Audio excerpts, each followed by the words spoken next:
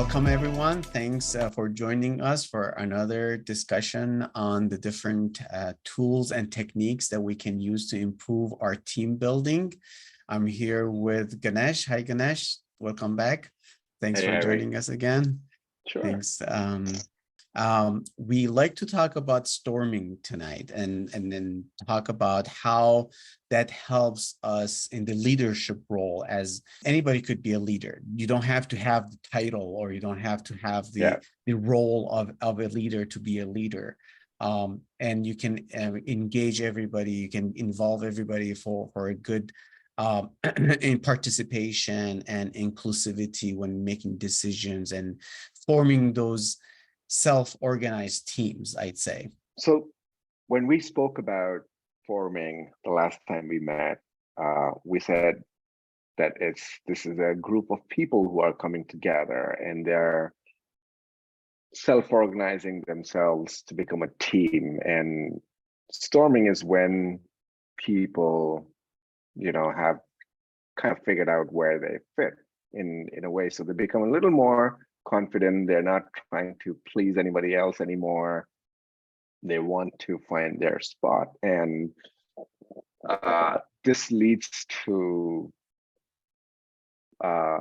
conflict in terms of opinions that might get formed and things like that. So it's the perfect place for a facilitator to come in and help guide these individuals who are trying to form a team and leverage the value stories which talked about individual values and what they hold close to their heart, and bring all that together in the form of shared values. So you start doing that and helping people address any kind of conflicts that might be there by facilitating them through it. Point from last time when we talked about organizational value as your own kind of culture, maybe company organization culture, and then each team developing their own value system and their own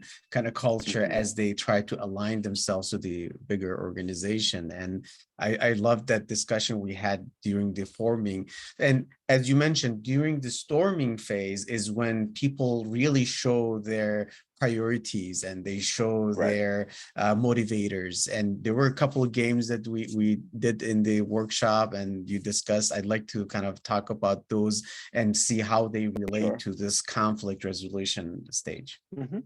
If you look at the graph that you are showing on the screen right now, you see that this phase is actually dipping down because emotionally all the people are taking a hit. It's draining. You're trying to address all of these conflicts that are there. You're trying to ensure that you figure yourself out. So it's stressful. As a facilitator, the most important thing for you to do is get a pulse on how people are doing. And that's why you bring in one of the tools over here, which is the happiness door, to ask people like, hey, how's it going? What's working for you? What's not working for you? Is there anything that I can do as a facilitator or a coach to help you? And it need not just be the facilitator, but it could be anybody in the team who can offer to provide that support. At the end of the day, as people are coming together, as a coach, you might want to either help people calm down, or you want to appoint someone to do that for you. So one of the best practices or tools that we offer in Management 3.0 is the feedback wrap, I think. Is it the feedback wrap? And it's a little bit different from the sandwich, because sandwich makes people feel condescended, that you say, oh, you're great at this, but, and then you try to wrap it with another compliment. That but is sticking to people. And how is the wrap different from the sandwich or feedback sandwich? The wrap is a little more holistic. It brings in a lot more context. So if you look at how the feedback wrap is put together, you're talking about the context. So it could be a situation at work that you're talking about, and then you call out things that you observed, which worked, which did not work, could be anything, but then you call those pieces out. And then how did you feel about it? Did you feel good about it? Did you not feel good? Were you disappointed? Were you expecting something else? So you articulate that piece as well, and then you say how that impacted your values. And that could be, oh, I was I was really hopeful that we would team together, that I would have the opportunity to share more. Could be anything, but then you call things out, and then you provide some suggestion. Like, would it be helpful if we approached it in this way next time onwards? Could you make sure that you allow me to take lead next time on, instead of assuming that I need help, which makes me feel as though I don't have things in control, maybe. It could be anything like that. So what this is doing is it's ensuring that you've touched upon every piece from that situation that leads to that moment where you need to give feedback to someone, instead of saying, good job done, but I didn't like you so much in this conversation. But anyway, this was an excellent topic. So the guy is confused, like, hey, what are you doing? So that does not really. That's the thing that I got from the wrap, is that instead of being like two pieces of bread that you're putting it as a sandwich and feeding it to people, which they're not gonna like, the wrap is kind of being holistic, as you said. It's like being integrated into the system. And the way I explained it to my team before knowing that there was a management 3.0 wrap discussing this was, the more that you talk to your people and try to be natural in giving your feedback, and being honest about what you feel about different situations. It could be even non-work issues like family, giving people tip about where to shop or where to go get gas or whatever it is. Like, the more that you see that you really want to engage with them, you really want to be a friend, not just based on the activity and the project or the work, but actually as human being, you're connecting, you're trying to understand their values, you're trying to understand their motivators. Then the wrap is going to be easier to swallow, because they're like, okay, I see what they're talking about. This is an area I should improve, and they're giving their honest feedback, not just because they're hurt somewhere else and they're kind of like trying to transfer that pain into me or towards me, or blame me for that deficiency. I was thinking about the different stories that I have in my mind when I tell people about the different situations that happen in my consultancy, when I was working as a consultant, or in my own experience as I was working with teams, is that I might say the same story, but I use it for different purposes. Or I might say, because it's not, I'm making up these stories, these are actual events, but I will look at it from different perspectives, from different aspects of the situation. So to some people, it might be, oh, it's the same story. It's not, it's a different take or lesson from the same story. And that's what we need to understand, that a lot of these techniques and practices, I think there are like 30 of them in Management 3.0 website, but we might do only like 10 of them in the foundation. But there are so many of them available that you can use the different ones for different reasons. Like when we talk about the big list or the big value list or whatever, you can use it now in the storming phase as well, because you see people have different opinion about the same topic. From management perspective, storming phase is a very touchy kind of sensitive time of the team, because they still don't know each other. We as management put them together because we thought this is the area we need to improve. This is the competency that we're looking for. Now, based on a collective decision making or a dictatorship or whatever, somebody was brought in to our team, whether we like it or not. And what's going to happen is people try to push each other's buttons to see how far can I push this guy, or how much can I give him stuff before he snags or whatever.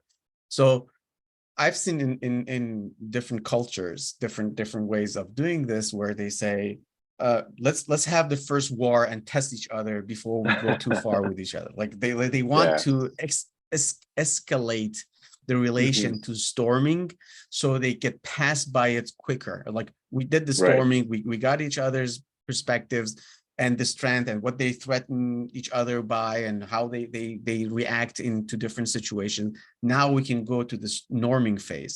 So my take on it is, the sooner that the HR as facilitator can come into the team and say, this new person is having this difficulty, or they can go to the HR and say, not to complain. And this is the part that our culture has come to this point where we're afraid of litigation, and what can we do to stop litigation or prevent litigation. So the HR Right. role is to take complaints and like act on it quickly in a legal kind of perspective.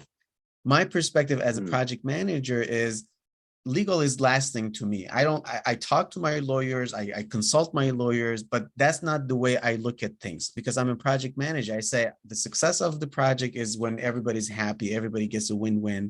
And what can we do to make this team work? Not that Mm. we go to HR to complain, but we go to HR for support, to say, hey, we're storming now. I can't understand these people. I can't deal with them. I'm having difficulty. And instead of going to one of the team members and try to do this gossiping thing that is going on in most of the organizations, you go to an expert. You go to someone Mhm. that says, I have the tools, I have the techniques that can teach you, and say, why don't you use this wrap, for example? Why don't you use this value system? Why don't you invite me to your next meeting and I can do one of these icebreakers for you and try to get you guys to engage with Right. each other? So for our next phase, which is norming, and we want to get to that performing stage, which is the peak of what we're expecting the team to do. The only thing that I do, like say, for example, the value stories, you start the value stories in the forming stage, but you should be able to amplify it to getting alignment within the team and create shared value, shared purpose, and shared goals that connect. So the forming stage is also a place where you warm up the team and not do a cold start in the storming phase, because again, it could be a sensitive situation. People might not want to work with each other. There might be conflict. People might be over assertive and things of that sort. So you want to introduce a concept in the forming stage when everyone is still at a better state of mind, and bring that in so people come together and they don't diverge in the storming phase, because if not done correctly, it can just be a very different situation. And the one thing that I would want to add, and this is core from a management 3.0 perspective as well, is we say that the responsibility of facilitating this or managing the team does not sit with just one person. So when we start our workshops, we don't start by owning it. It's a shared responsibility. We talk about it Yes. that way. And if you as a facilitator see some of these instances or symptoms where where people are behaving that I'm the manager, you I think you've got to take a step back and then re-look at first talking about the mindset that people should have before even getting into some of these. So uh I love that. and yeah, and it's interesting because people think that, oh, it's like baking a cake. I put the right ingredients, I stir it the right way, and I put it in the oven at the right temperature. I should get a cake. But no, maybe you didn't prove it right. So something was missing. Yes. So you've got to have the right environment, which means the mindset with which people deploy some of these tools is very important for them to see success. Otherwise, they'd be like, yeah, I tried it. The feedback wrap didn't work so well. Or I don't know why I'm even doing the happiness door. Doesn't seem to make sense. So you might see that kind of reaction as well. So so today in our team meeting, at the end of the team meeting, which I wanted to be happening before, like in the beginning, but at least I saw that it happened. So I was very, very happy to see we Nice. used a happiness door for the first time in my team. Nice. And I was like very proud of the team that they're utilizing something like this. And Nice. and it was like the team leader actually did that. So I was very happy. So again, all of these are great tools and different techniques that we can apply. And as you mentioned, it's not one person's responsibility. Creating the right culture in your organization, the right mindset is everybody's job, and it's everybody's effort. The same way we talk about quality, we don't say quality manager is responsible for quality, because if it's not integrated in all the processes throughout the entire organization and the project, I mean, just quality control at the end is not going to prevent issues and problems. So we need to be proactive. We need to think together, work together, and act together in order to have a great team and effective team and quality product and service. Yeah. Like always, you've done a great job in introducing some of these tools. Hopefully next time we'll talk about norming, and then hopefully more about the performing phase. Performing as well. Yes, get to the performing with the competency matrices and the tables, and hopefully the journey would be very short anyway. So we can wrap this up and then go to another topic after Tuckman. We have so much stuff to talk about. So this is great. Thank you very much. Appreciate it. My pleasure. We'll talk to you soon. Thank you. Bye-bye. Bye.